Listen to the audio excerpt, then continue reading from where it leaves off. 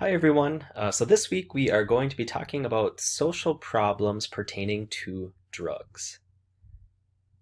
So to begin, let's provide a definition of what a drug is that we can work with here.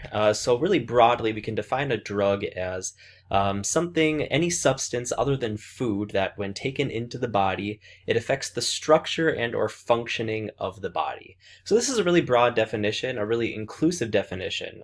Essentially, drugs under this definition could refer to things such as coffee, caffeine, energy drinks, things like over-the-counter medicines like ibuprofen, aspirin, etc. Prescription drugs, things that a doctor or medical provider would prescribe to you to help treat or cure an illness. So things like penicillin, oxycodone, etc. And then, of course, it can also refer to stimulants of sorts and hallucinogens, things like alcohol, tobacco, marijuana, heroin, etc. So a lot of different things could be included under this kind of umbrella term for a drug. And what makes them interesting from a sociological perspective, especially from a symbolic interactionist perspective, is that the way certain drugs get labeled and categorized in our society is largely socially constructed. So a good example to look at when we're talking about this is just comparing the labeling of certain drugs as being legal versus illegal drugs, right? So the labeling of drugs as legal or illegal is socially constructed in our society. So what that means is that we as a society come to create meaning and attach meaning to certain substances and make them either legal or illegal in our socially constructed laws that we use in a society. Now, this is kind of difficult to understand or really wrap our head around what makes a drug legal versus illegal in our society because there really isn't any logical basis in determining what makes a substance legal versus illegal. So just as an example of this, alcohol and tobacco kill many more people than all other illegal drugs combined in any given year, yet both substances are obviously legal to consume, right? We can consume alcohol, we can consume tobacco, as long as you're over the legal age of consumption, and they're easy to access, they're easy to get, right? Despite the fact that other drugs that are considered illegal in the United States may or may not be as deadly as these. A great example of this is marijuana, which remains illegal in a number of states, and we'll talk more about this soon. But to date, there's no evidence, there's no scientific research that shows that that you could possibly overdose and die from marijuana the way that you could, for example, die from alcohol poisoning, from consuming too much alcohol. So despite the fact that some drugs might not be as deadly or as bad for us as other drugs, it's not really that criterion that's used in determining what makes them legal versus illegal. So from a sociological perspective, we're really interested in understanding what makes certain drugs illegal in the context of the United States.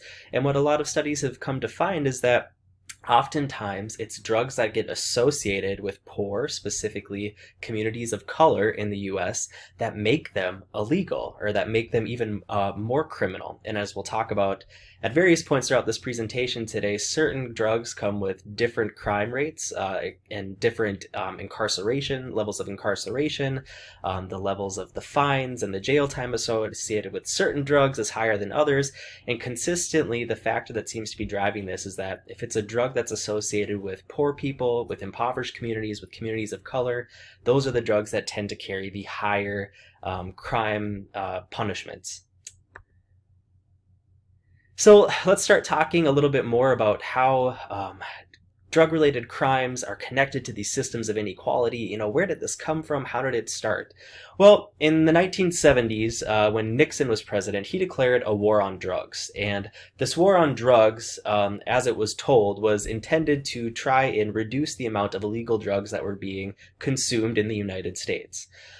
Following up on that, in the 80s, Reagan announced a tough on crime policy, wherein the ways in which the use of illegal drugs were heavily policed, and they came with higher fines, they came with higher amounts of jail time. There was this thing called the three strikes rule, which means if you got in trouble 3 times, you were guaranteed to complete a mandatory sentence for committing those crimes. And since the majority of illegal drugs were considered criminal acts, if you were caught in possession or under the consumption of those drugs, it resulted in much higher rates of recidivism. People were getting thrown back into jail, and they were getting put back into jail for longer periods of time, because getting found in possession of, for example, marijuana would be considered a crime, and it resulted in disproportionate amounts of communities of color and communities of lower socioeconomic status to be incarcerated for longer periods of time. So what we really started to see as researchers began collecting data from the tough on crime eras up till today is that the policies were really designed to specifically target people of color and people from lower socioeconomic status. And as we talked about at the beginning of the semester, when we looked at social problems related to crime and to imprisonment in the United States, we of course know that the problems of mass incarceration and the privatization of prisons are really designed to target communities of color, to promote racism, and then to further support this capitalist agenda. Because remember, those privatized prisons get paid. They make their money based off of how many inmates they keep imprisoned at all times. So these tough on crime policies that stem from the war on drugs, really problematic, and they're starting to gain a little more attention in scholarship today. So along these lines, while drug-related crime is often associated with people of color, and specifically people of color and poor people, wealthy, specifically white people, also use illegal drugs. They're just less likely to be charged with a crime, and when they are, they often face lesser sentences. So this is a really interesting statistic. Studies consistently show that white people actually use drugs at higher rates than people of color. Yet they are far less likely to get arrested for drug use, and they are even more less likely to actually be incarcerated or to do any time in jail or prison for those charges.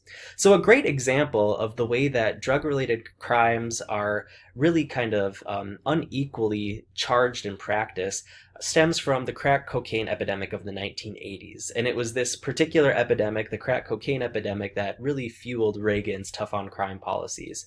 So in the 1980s, there was this pretty big incline, this increase in the number of people that were being arrested for the use of crack cocaine. Now, crack cocaine, similar substance in terms of drug, but they're produced differently. So cocaine was often the white powder, the pure substance of the drug, whereas crack was formed in rocks. And crack rocks were far more common to be distributed in lower socioeconomic status communities that were predominantly communities of color, because it was less expensive, easier to produce, and easier to disseminate. Cocaine, however, the white pure substance of the drug, was far more expensive and was often used as a party drug by specifically wealthy people like politicians, celebrities, etc., who by and large were skewed to be white.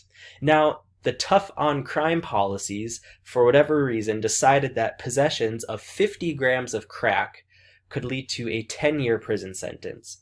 But an individual would need to be in possession of 5,000 grams of cocaine to get a 10-year prison sentence.